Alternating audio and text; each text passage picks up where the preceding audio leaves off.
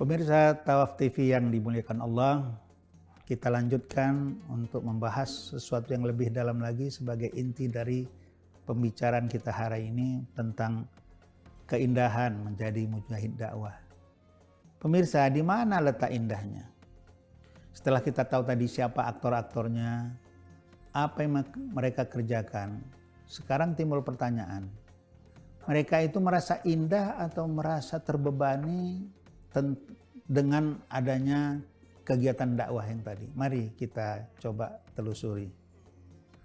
Pemirsa yang dimuliakan Allah, keindahan itu bisa bersifat material.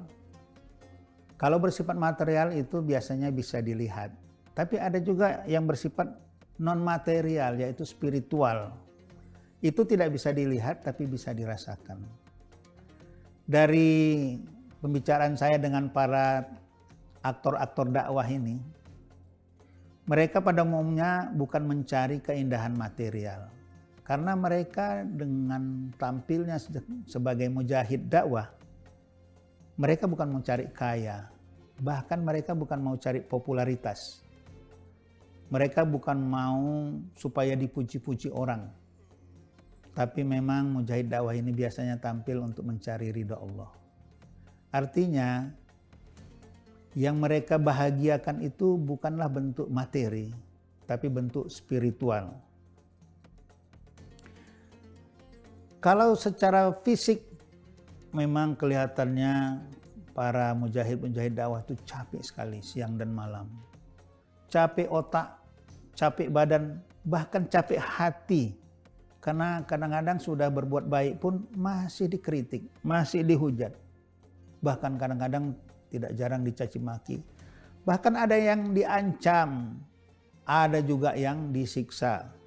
Tapi biasanya mujahid dakwah ini semakin dicela, semakin dimusuhi, semakin disiksa, semakin kuat semangatnya. Disitulah letak keindahannya. Para mujahid dakwah ini, mereka akan bersedih hati kalau mereka diam di rumah, tidak ngapa-ngapain. Mujahid dakwah ini biasa bersama-sama masyarakat berjuang. Mereka mendengar apa keluhan masyarakat, apa keinginan masyarakat. Mereka ikut mengkontrol bagaimana keadaan masyarakat. Saya selalu mengajak diskusi sebagai pendakwah kepada pihak-pihak lain dan menghimbau kepada mereka supaya ayo dakwah ini jangan dibebankan kepada orang yang dinamakan ustadz. Mereka memang bertanggung jawab atas maju mundurnya umat Islam. Tapi kita semua umat Islam itu juga harus bertanggung jawab atas maju mundurnya umat Islam. Kalau ada orang yang tidak sekolah di madrasah, jangan dijadikan alasan bahwa saya tidak punya kapasitas untuk berdakwah. Tapi kalau punya pengetahuan, dengan pengetahuan itulah berdakwah. Kalau punya keterampilan, dengan keterampilan itulah berdakwah. Apalagi yang punya uang. Itu orang kaya, kalau mau ikut berdakwah, satu orang aja nangani masjid udah kayak istana itu masjid. 2-3 orang aja membangun madrasah, pesantren, perguruan tinggi, itu sudah kayak hotel itu. Tapi kenapa di antara kita kaum muslimin kalau udah kayak kesannya sombong, menjauh dari masjid, nggak level bergaul sama jemaah. Kadang-kadang susah kita mencari orang kaya di masjid. Dulu waktu miskin kita sama-sama sholat memang, tapi setelah kaya nggak kelihatan lagi. Dulu waktu belum jadi profesor doktor, rajin di masjid, sama-sama kita. Tapi ketika jadi profesor doktor, entah di mana. Ya bersyukurlah orang-orang yang kaya, yang tetap istiqomah, kekayaannya digunakannya untuk berdakwah. Orang-orang yang berilmu, ilmunya dipakai untuk berdakwah. Karena mereka bersyukur, mereka tahu bahwa itu dulu asalnya dari Allah dan harus diabdikan kembali kepada Allah. Bukan melarikan diri dari Allah, bukan melarikan diri dari tanggung jawab sebagai dakwah untuk membesarkan Islam.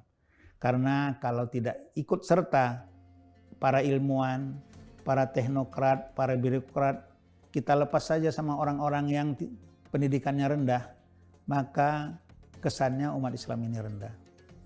Pemirsa, memang kalau kita tanya para mujahid dakwah itu, mereka cukup capek berdakwah.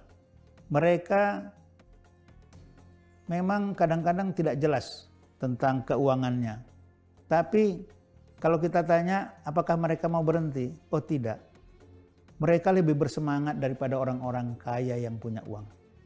Mereka lebih bersemangat untuk berjuang daripada mereka-mereka yang punya ilmu. Mereka punya tekad yang luar biasa untuk tetap dalam posisi sebagai mujahid dakwah. Saya pun mulai dakwah ini dari umur 15 tahun. Meskipun mulai umur 26 tahun saya jadi diplomat sampai pensiun tahun 2020 selama 35 tahun. Tapi saya tetap berdakwah di sela-sela kesibukan saya. Hanya persentasinya agak menurun karena fokus ke profesi saya sebagai diplomat. Tapi setelah saya pensiun, alhamdulillah, saya anggap sudah selesai masalah-masalah kehidupan yang seperti itu. Tinggal mempertahankan saja dan saya kembali fokus untuk menjadi mujahid dakwah. Sekarang mujahid dakwah itu banyak bentuknya, bukan hanya ceramah offline ya, tapi bisa online. Seperti sekarang ini juga ini bisa melalui TV, melalui tulisan media, melalui banyak sarana, dan itu membahagiakan sekali. Bagi saya yang sudah mengalami, saya dapat menyimpulkan bahwa profesi yang paling bahagia di dunia ini memang sebagai pendakwah. Walaupun tidak memberikan kekayaan yang hebat, tapi menurut saya Allah mengangkat derajat para pendakwah itu. Bayangkan para pendakwah itu kalau datang disambut dengan baik, ditempatkan di tempat yang paling tengah, kemudian orang diundang, uang dicari hanya untuk mendengarkan dia berbicara. Protokol selalu mengatakan tibalah saatnya kepada acara yang ditunggu-tunggu untuk mendengarkan ceramah sang ustadz. Ustadz dimuliakan orang, tapi tidak lain karena Allah lah yang memuliakannya. Pemirsa, karena itu mari kita selama hayat di kandung badan, ayo ikut jadi mujahid dakwah. Melalui medsos, melalui apa saja yang bisa kita lakukan. Jangan lupa, kalau kita sudah punya anak generasi baru yang melanjutkan kehidupan kita, didiklah mereka jadi mujahid dakwah.